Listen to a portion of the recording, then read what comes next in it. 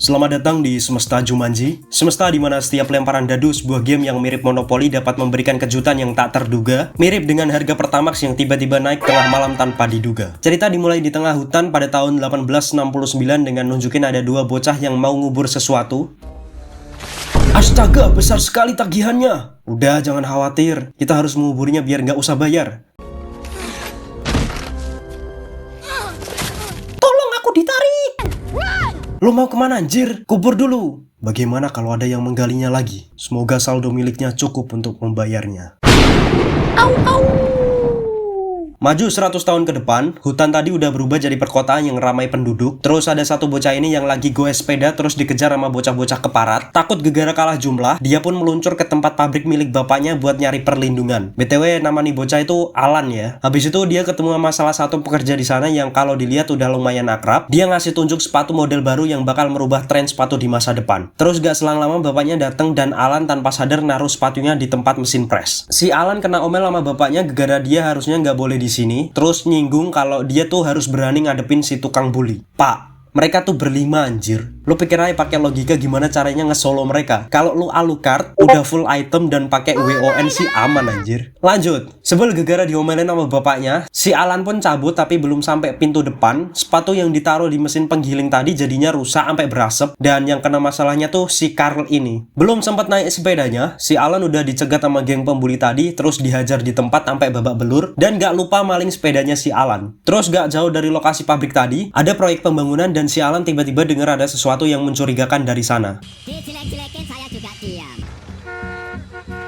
Dicela direndah-rendahkan saya juga diam. Saya akan lawan. Penasaran sama suaranya, Alan nyoba gali dan nemu box tadi yang dikubur di awal film.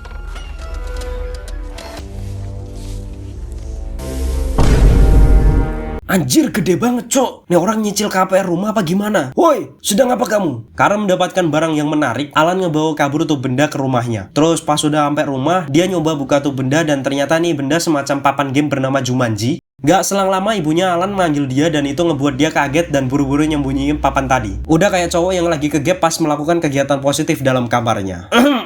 Pas sudah malam, bapak dan ibunya Alan siap-siap mau ke acara hajatan tengah kota. Tapi sebelum berangkat, si Alan dikasih tahu kalau dia bakal dikirim ke sekolah asrama keluarga bapaknya. Karena gak sesuai sama passion nih bocah, dia pun ngomel dan adu debat sama bapaknya. Sampai ngebuat bapaknya nih marah besar dan buru-buru ninggalin Alan buat ke hajatan. Terus gegara emosi sama keluarganya, dia mutusin buat kabur dari rumah sambil bawa barang-barangnya dan gak lupa papan Jumanji tadi. Belum sempat buka pintu, ternyata ada orang yang ngetuk pintu duluan. Terus pas dibuka, ternyata dia adalah temennya si Alan, namanya Sarah. Dia datang ke rumah Alan buat balikin sepedanya yang dimaling tadi. Terus pas si Alan mau kabur dari rumah, tiba-tiba mereka dengar sesuatu. Hidup Jokowi. Weh, apa itu anjir? Karena sama-sama dengar suara tadi, Alan ngajak Sarah buat main nih game, tapi Sarah tuh nggak tertarik buat mainin nih game. Jadi dia ngelempar aja tuh dadu, dan hal itu dianggap sama gamenya mereka udah mulai main. Dan pas bidaknya jalan sendiri, tiba-tiba ada tulisan yang muncul di tengah-tengah papan game. Ya ampun, apakah ini nyata? Gak. Jadi nih papan nunjukin tulisan kayak gini, yang kalau diartikan intinya tuh kelelawar. Dan bener, mereka tiba-tiba dengar ada suara kelelawar dari tempat perapian. Terus karena merinding sama nih game, Sarah nyuruh Alan buat berhenti main. Tapi gegara kaget dengar suara jam, dia nggak sengaja jatuhin tuh dadu dan pas dibaca, dia harus nunggu di hutan sampai ada pemain yang dapat dadu dengan angka 5 atau 8. Abis itu... cicilan KPR-ku! Spill skincare-nya dong kakak. Maju ke depan lagi, sekarang kita maju 26 tahun atau di tahun 1995. Nih rumah udah kosong dan mau dijual ke keluarga ini. Di sini dijelasin kalau dua anak ini bukan anak kandungnya cewek ini, melainkan anak dari saudaranya yang udah meninggal, atau lebih tepatnya ponakan lah. Pas sudah malam, mereka mulai ngecek-ngecek kamar yang ada di rumah ini. Terus si bocah cowok ini yang namanya Peter disuruh buat nyimpen barang di loteng, tapi tiba-tiba dia dengar ada suara kelelawar. Sampai ngebuat ngibrit nih bocah. Pas sudah pagi, mereka ngundang kuncen hewan buat ngusir tuh Batman. Dan si cewek ini yang namanya Judy bilang kalau si Peter tuh ngelihat kelelawar asli Afrika. Dan bapak ini bilang kalau hewan itu nggak ada di negara ini. Tapi pernah ada kasus kalau di tahun 1969 ada yang lihat. Terus bapak-bapak ini juga nyeritain gosip-gosip kalau rumah ini tuh berhantu dan jadi tempat pembunuhan si Alan oleh bapaknya karena pas 1969 si Alan tiba-tiba hilang. Jadi hal itu yang ngejelasin kenapa nih rumah dijual dengan harga yang murah. Keesokan harinya, mereka siap-siap buat pergi ke sekolah dan si bibinya mau ngurus surat rumah. Jadi mereka ditinggal duluan dan pas mau cabut, mereka tiba-tiba dengar suara. Hai! Karena penasaran, mereka meluncur buat ngecek sumber suara. Pas dibongkar-bongkar, mereka nemu papan game Jumanji dan nyoba buat buka gamenya. Itu pasti ulah iblis. Tanpa pikir panjang, mereka langsung main tuh game dan pas si Judy ngelempar dadu, dia dapat teka-teki kayak gini. Pas sudah berhasil ngusir nyamuk-nyamuk itu, Peter tetap mau lanjutin game dan ngelempar dadu. Terus pas dibaca, Will not be an easy mission. abis itu mereka ngedenger ada suara gaduh dari dapur. Mereka ngecek dan ngeliat kalau monyet-monyet tadi udah nge-spawn di sana. Tanpa memusingkan monkey-monkey tadi, mereka lanjut mainin tuh game dan ngeliat kalau monkey-monkeynya udah pada kabur. Kita harus menggulingkan wali kota yang ada di sini. Sebelum melanjutkan permainan, Judy baru sempat baca aturan dari ini game. Yang intinya tuh semua kejadian dan hal yang keluar dari game ini bakal hilang kalau salah satu dari pemain ada yang bisa sampai garis finish. Jadinya mereka lanjutin permainannya dan karena si Peter tadi dapat dadu yang sama, dia bisa main lagi terus dapat angka 5 dan papanya bilang, Your party better move. karena hal itu, ada singa yang nge-spawn, terus ngejar mereka sampai ke lantai bawah dan tiba-tiba ketemu sama orang ini. Hungka.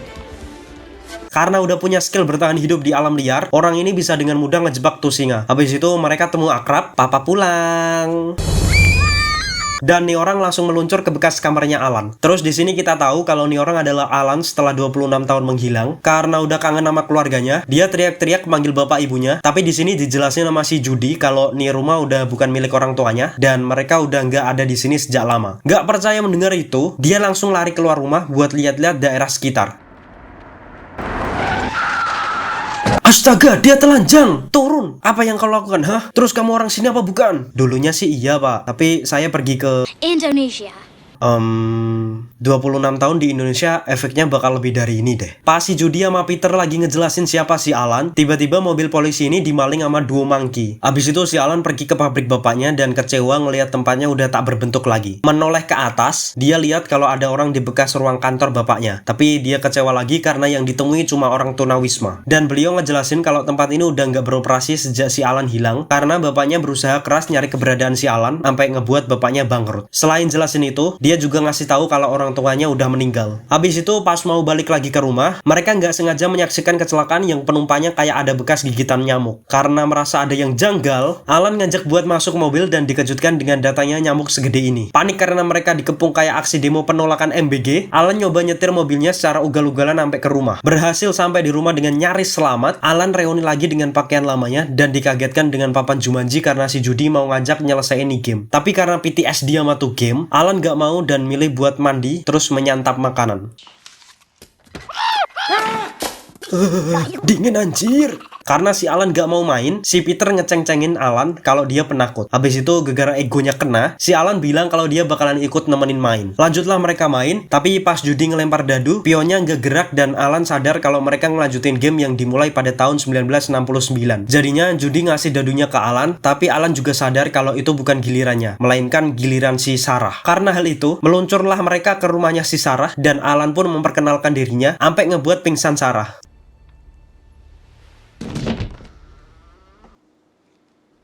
Anjir, ini udah termasuk penculikan gak sih? Pas udah sadar, Sarah ditunjukin papan Jumanji sama si Alan. Wow! Karena PTSD dan udah dijulukin gila selama 26 tahun, Sarah nolak buat main nih game dan cuman pengen pulang. Tapi karena Alan udah berpengalaman hidup di hutan selama 26 tahun, dia punya ide licik dan nipu si Sarah. Pas dibaca, muncullah tumbuhan jalar, terus kaki Peter ditarik sama tentakel hentai ini, tapi untungnya Alan bisa nyelamatin Peter. Merasa nggak aman bermain di ruang tamu, mereka pindah ke ruangan di lantai atas dan melanjutkan permainannya. Terus Alan mendapatkan teka-teki kalau dia bakal dikejar sama pemburu. Assalamualaikum mamang. Bayar hutangmu woi. Takut dijadiin karpet lantai, Alan pun lari keluar rumah dan untungnya dia bisa selamat. Terus berhasil masuk ke rumah lagi. Habis itu mereka lanjut main, tapi si Alan dan Sarah berantem gegara harusnya mereka nggak ngelanjutin nih game. Karena si Judy sama Peter bodoh amat, mereka pun lanjut main dan Judy dapat begini. Habis itu Alan ngedenger ada suara dari balik dinding. dikejar hewan-hewan Afrika yang lagi migrasi. Mereka pun lari dan berhasil selamat. Sayangnya papan gamenya dicuri sama nih burung. Di lain sisi, pemburu yang ngejar Alan lagi upgrade senjatanya di toko senjata. Ada yang bisa dibantu, Pak? Tolong ganti senjataku dengan yang lebih baik. Kalau itu harus menunggu dulu, Pak. Ada prosedur. Oh, oke, siap. Silahkan, Pak. Balik lagi ke gengnya Alan. Mereka lagi berusaha buat ngambil papan game dari ini burung. Kenapa nih orang harus kayak gini dah? Tinggal dipegang lehernya, terus diputer-puter kan juga bakal trauma tuh burung. Ini bercanda ya, guys. Kita harus menyayangi semua binatang. Kecuali nyamuk!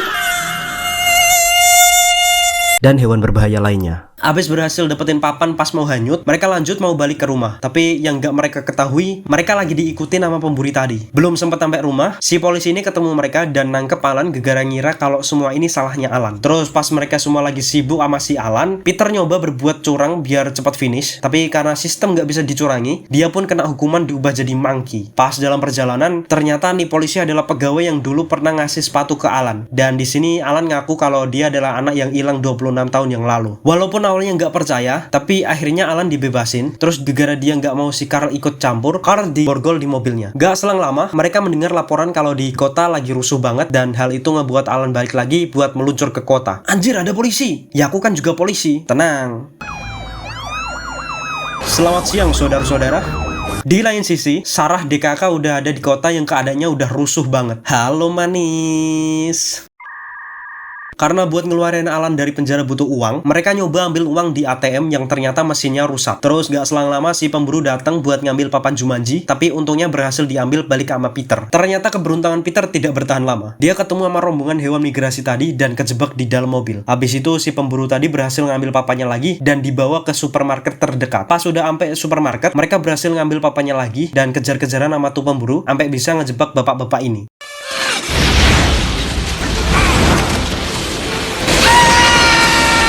Pas sudah berhasil mojokin gengnya Sarah, Alan dan CJ udah sampai di supermarket dan berhasil nyelamatin mereka.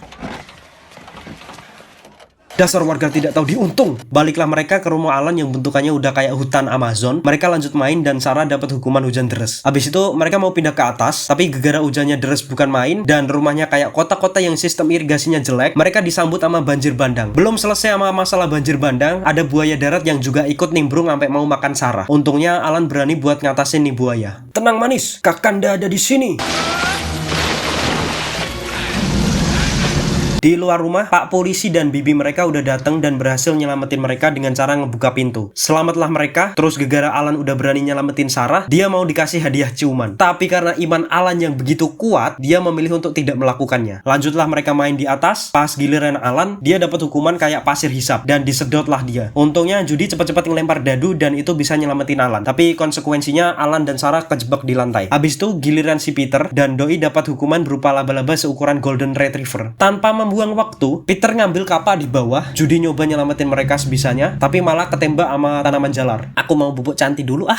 Buat mempercepat permainan, Sarah disuruh ngelempar dadu dan dapat hukuman gempa sampai ngebelah rumah dan ngejatuhin Alan beserta papan Jumanji. Karena udah muak banget sama nih game, Alan mau cepat-cepat lempar dadu, tapi di stop sama pemburu ini dan disuruh buang barang yang ada di genggamannya, yaitu dadu game. Pas lagi asik ngobrol masalah utang, dadu menunjukkan angka 3 dan itu berarti si Alan berhasil nyelesain permainan dan bilang Jumanji. Karena udah berhasil nyelesain permainan,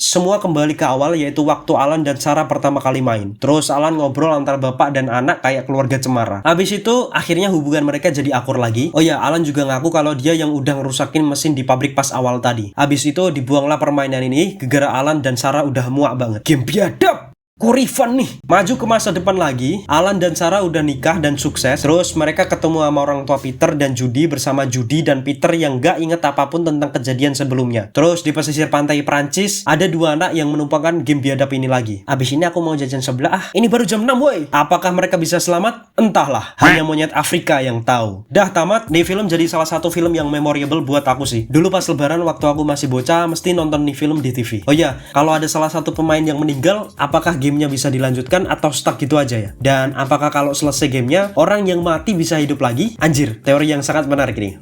Di filmnya nggak ada penjelasan sama sekali sih, tapi menurutku kayaknya bakal bisa tetap dilanjut, dan mungkin orang-orang yang mati juga bakal hidup lagi. Gimana menurut kalian? Oke, segitu aja videonya. Semoga kalian enjoy, dan makasih yang udah nonton. Peace.